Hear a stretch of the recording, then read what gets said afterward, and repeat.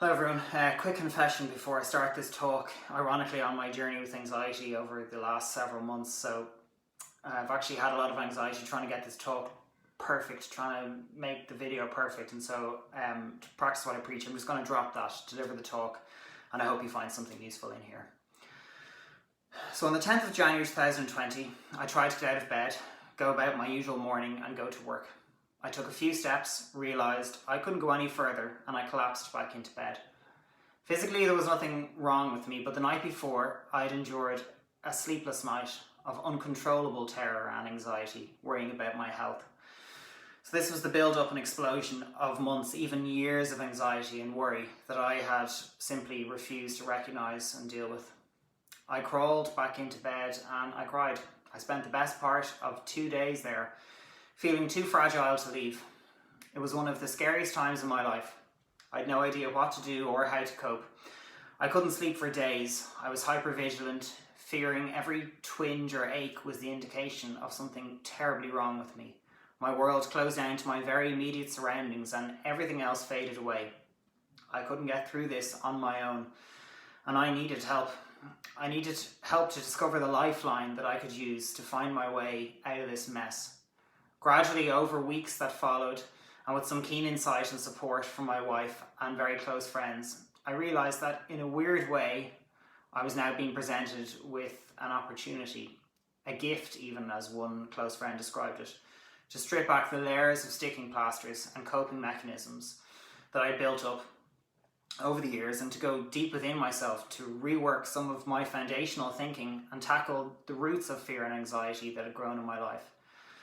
The start of that journey was absolutely horrible, and even in retrospect, I'm not glad that I went through it, but I am glad that my pain wasn't wasted and that I'm now building my mental health on more solid foundations. So today I'm going to share with you my experience from that extreme low point on the 10th of January onward, and the key things that I've relied on and implemented over time to get out of that pit of despair and to start proactively recognising and managing my anxiety and stress. I'm going to show you why thinking I was immune to the effects of anxiety and that I should simply be able to cope and keep going ultimately did a lot more harm than good, and what I've learned about mental resilience, or true mental resilience, as a result. So when I hit that wall in January, I quickly realised that this was different from previous episodes of anxiety that I'd had throughout the years. I wasn't going to be able to just brush this one aside and bury my head in busyness and distraction. This time I wouldn't be able to convince myself and others that everything is fine, that in comparison to others I should have nothing to worry about and I just need to get on with it. It was all simply too overwhelming for that. I wouldn't be able to lose myself in the bottomless distractions of work or social media, all crutches that I'd used to relieve the temporary pressure in the past, but ultimately avoid the underlying cause. I know that may not be your exact experience, but in this talk I hope to give you some tools that you may find useful when facing your own worries, whether it's a serious crossroads like the one I faced on 10th of January, or just the kind of anxiety and stress that we realistically increasingly face now on a daily basis. But I'm here today to talk about a better way, a more authentic way of living ultimately, where we acknowledge our own weakness, really get honest with ourselves, and ultimately come out of it stronger, more grounded, and better able to cope with whatever life throws at us. As I said before, I'm going to take you on really a whistle-stop tour of some of the key practices that have helped me over the last number of months to calm my mind, get my thinking back on track. Each of these principles is really a talk unto themselves, or practices as a talk unto themselves, and there are people that are far more qualified than I am to give them. This talk isn't intended to be a 5-point formula, so we simply can't come up with bullet point solutions to the infinitely various challenges that we all face in our lives. Instead, I see these practices as weapons in your armory that you can reach for and adapt when you're facing anxiety in your life. You might use some or none of them. It's completely up to you. So on the 10th of January, after many days, and for many days after that, I now realise that I'd completely lost control of my mental thought process. My clear and grounded thinking had been completely hijacked by my fight or flight response.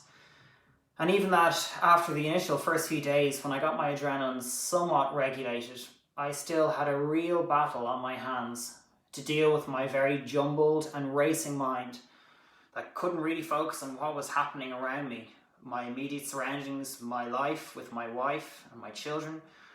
But my mind was instead utterly preoccupied with an incessant closed-loop worry about my health and what would happen to me. I needed to calm my mind and to start to put some shape on my derailed thought process. I needed a strategy for dealing with these thoughts, but even to begin to contemplate this strategy, I really needed some space and time. You think that getting some time away would be easy to achieve, but I had to really fight for these things. And when I say fight, I mean fight with myself. Since I started my legal career just 10 years ago, I don't think I'd been out of work for maybe 4 or 5 days in total. I was now being told by a doctor that I should at the least take a week off, probably more. I had to really fight against the accusation that I felt rising up in me that I was being weak, that I was letting people down, and that why wasn't I just able to cope and keep going? First thing I would say to you all is just don't be afraid to give yourself time. It's a mark of your maturity and strength, not weakness.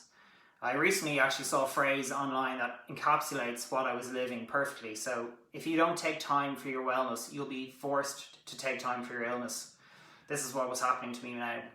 As I said before, I was being given this time almost as a gift, so there was no more running. I had the time, now I needed the space. So after spending the first couple of days really unable to do much other than lie in bed, I knew that what I needed was beauty. I needed to drink in the beauty of the outdoors. My soul really comes alive when I'm out in the woods, out in nature. So I headed to Powerscourt in Wicklow in Ireland, and I walked for hours, ironically in the rain. It was hard to just be on my own with my thoughts, but there is something supernaturally soothing and calming about being out in nature, and it certainly helped ground me, both literally and mentally.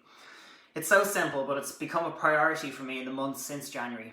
I need to regularly get out into the open, go for a run or a walk, even if it's a short one, touch some tree bark, smell the air after a rain shower. So while I was benefiting from this time out from the busyness of life and reconnecting with my inner world by spending time outdoors, I needed to address the other major distraction in my life that can so easily take me away from the tough work that I was really attempting to do here. I needed to get away from the distractions of the online world. 24-hour news cycles, social media, those bottomless rabbit holes of hyperlinked articles to explore, all really, really easily accessible from anywhere in your house or from your back pocket. So we live in a world today where the last great piece of real estate is our attention, and everyone is fighting to get it, using more and more sophisticated means to draw our attention in one direction or another. So technology beckons us to live life at a really frantic pace. So how many of you get really irritated waiting 5 seconds to hit the skip ad button? I don't know about you, but I find it increasingly difficult to focus on a book or a piece of work without thinking, oh, I should look this up in Google, I should check that, I should respond to that email, I might just scroll through Instagram. If we want, we can lose ourselves for hours on social media or smartphones. I had to learn to take back my attention and focus as I tried to sift through the swirling thoughts in my head, and it was really helpful for me to give myself a break from all of those distractions. So as I attempted to grapple with what was going on internally, I found that simply a good journal and pen was surprisingly and amazingly helpful, and there were no hyperlinks to distract me. It was a great processing tool. It's such a simple idea, but it allowed me to dump my thoughts onto a page, create a mind map on paper, and start looking at the various thoughts that were swirling around in my head and map the emotions that were being triggered and bodily sensations that were triggered as a result. So I used my journal and some kind of basic brain training or cognitive therapy techniques to really analyze those toxic thought patterns that had been really, really deeply ingrained into my subconscious over months and months of repetitive worry. I looked at the inputs and the external triggers that were driving those negative thought patterns, and I looked at the emotions and the feelings that these negative thoughts were stirring up inside me using these brain training techniques. I started to literally try and rewire my brain, so using kind of focused, organized and disciplined thinking to try and move away from those thought patterns and build new neural pathways and simple truths that I could rely on and cling to. Science behind this is way beyond my understanding. But it was a key tool that I use for getting better, and there's fantastic resources available out there for those who want to explore it further. I know I'm going through this quickly, but this wasn't easy and it wasn't a quick or instant fix. But gradually over time, I was able to quiet my mind, identify the thoughts that were causing me so much anxiety and stress, and evaluate and address them in a calm and methodical manner. While I'm on the subject of inputs, the 24 hours news feed, I really had to take a look at what type of media I was consuming and the effect that this had on fueling my anxiety, not simply just the distraction piece. I realised that I needed to be more careful about what I was letting into my brain in the first place, especially when my anxiety levels were high. We all need to be really careful about what we're letting into our mind, what we're spending our precious attention and time on. We now have a 24/7 access to worldwide news, as well as the intimate details, including the struggles and heartaches of the lives of millions of people through our social media. We were never made with the capacity to take on all this heartbreak and suffering. Heaven knows we have enough to deal with inside our immediate circles of family, friends, communities. While my anxiety was running, I found myself drawn like a moth to a flame to stories that I saw on news about people who were struggling with some illness or who had just died. My mind was clinging, grasping for information to back up and confirm my own health-related anxiety. While all these articles and information tell important stories that have a right to be heard, I had to learn to filter what I was taking into my mind and to evaluate whether it was something I really needed to know about, no matter how worthy the underlying cause. So I'd urge you all to evaluate what your own inputs are and how it might shape and affect your own thought patterns. During this tough time, I also learned that kindness is key. I'm talking about kindness to ourselves, in particular the concept of soul care. My mind, body, heart and soul are all integrated. We can't simply focus on one aspect and not the other. I learned that self-care is so important to integrate all the different parts of my being. We all need to pay a lot more attention to our daily rhythms of work, rest and play. In the past, I've relied too much on the big ticket items to get me through the year, putting all my hope in the big holiday coming up or a night away from the kids. While these things are still really important, how many of you have felt completely exhausted at the end of your first week back at work after a holiday? You often end up saying, "Oh, it feels like I never left." So for me, the promise of those far-off holidays or events was really too little and too late. I needed daily or micro practices that I can incorporate into my life to find a better rhythm of rest and restoration for my body, mind and soul. So I'm learning day by day to choose more joy and gratitude. Gratitude for small things like a really good cup of coffee, a jog through the woods, or playing a game of chasing with my children. I'm learning to slow down, to take my time and to approach these little tasks with far more intentionality. So for you, those micro practices will be different. It's up to you to try and seek them out.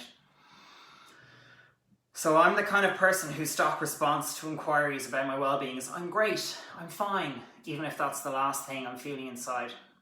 The greatest gift that I received on that day in January was having some key friends and allies that I could turn to for help, who were willing to drop their plans for the day and come and listen and offer wisdom.